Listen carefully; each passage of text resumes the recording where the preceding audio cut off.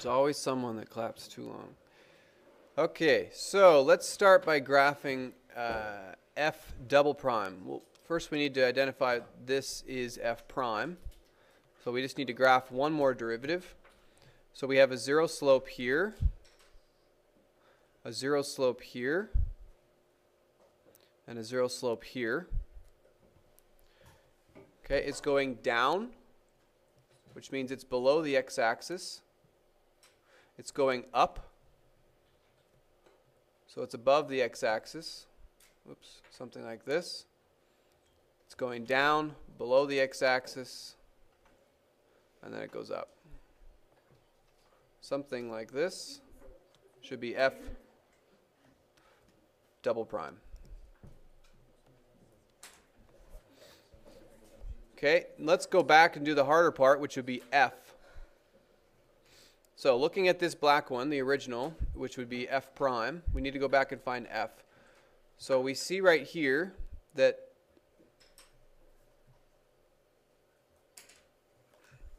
there is when it crosses the x-axis at these points, that indicated that there was a max or a min.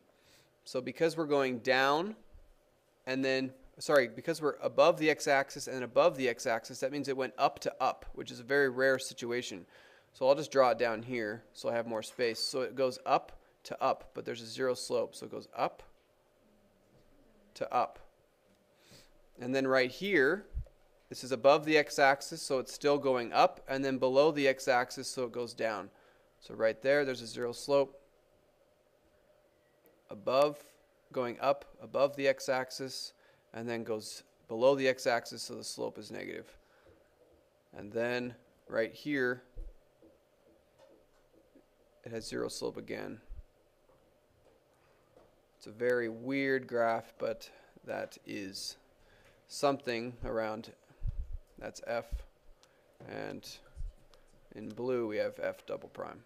Okay, so there's drawing f and f double prime. Where does f have a point of inflection? Now this is probably going to be hard to identify, but the point of inflections happen when f double prime is 0, where there's a max or a min on f prime, and where f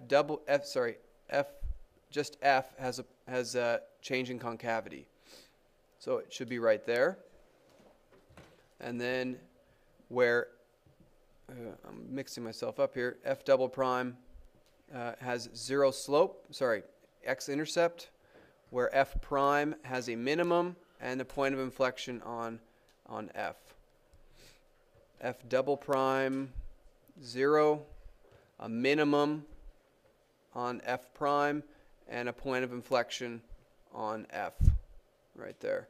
So approximately x equals 0 at x equals maybe 1.2, and it also around 2.6.